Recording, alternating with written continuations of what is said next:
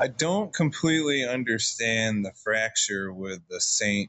Pius Society, the SSPX folks, on how they're trying to preserve tradition and modern Catholics are trying to supposedly kill the tradition, yet the Norvos Orthos are their word for us.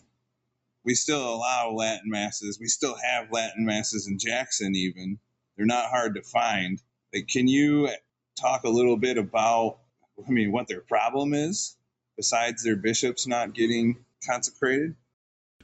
Yes, it can be very confusing, and admittedly, I don't understand the whole situation. So, for those, just a little primer for those who don't know what the Society of St. Pius X is, or SSPX for short, it's a movement founded over 50 years ago in 1970 by an Archbishop Marcel Lefebvre, who wanted to retain the Tridentine Mass, or the traditional Latin Mass, just as it was before the Second Vatican Council in the 1960s.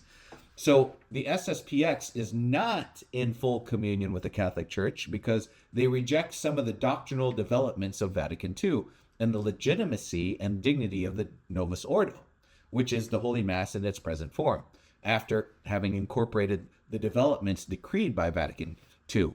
So that allowed the use of the vernacular language, for example. It permitted communion in the hand for the countries whose bishops asked for it, as well as the priest to turn towards the people versus populum, instead of facing in the same direction as the people toward God, which is ad orientem, right?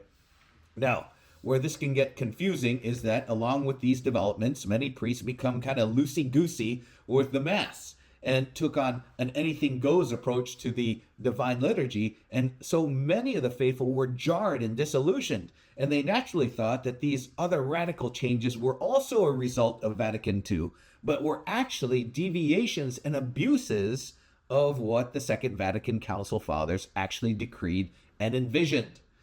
And so all of this confusion had a number of the people questioning the legitimacy of the council reforms, even though what people were oftentimes observing in the pews were misapplications of the actual reforms called for by the council fathers. So the liturgy became so different in practice that it lacked any of the continuity that Vatican II also wanted to maintain in the liturgy. And to actually read what the Council Fathers actually envisioned, you can begin with reading Vatican II's Constitution on the Sacred Liturgy, Sacro Sanctum Concilio. So people experienced those abrupt radical changes in the 70s, and they accurately sensed something wasn't right.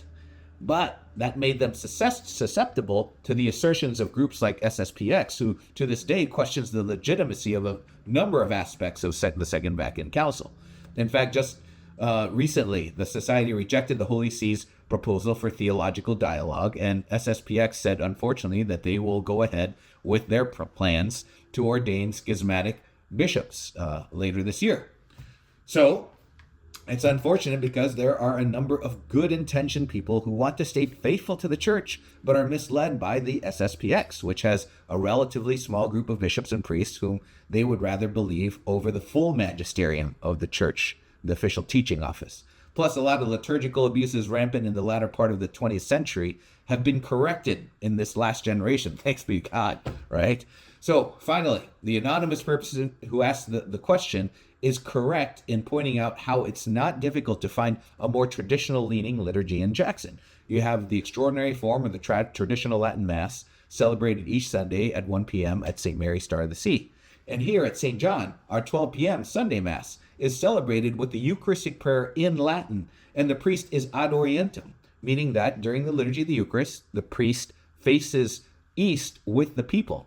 And we have worship aids in the pews that have the English translation beside the Latin Eucharistic prayer, so that you can follow along with what the priest is saying. And that Sunday noon Mass is known for its sense of reverence and solemnity, but I suggest you come and experience it for yourself to see if it aids you in worshiping God more reverently and more deeply. God bless you.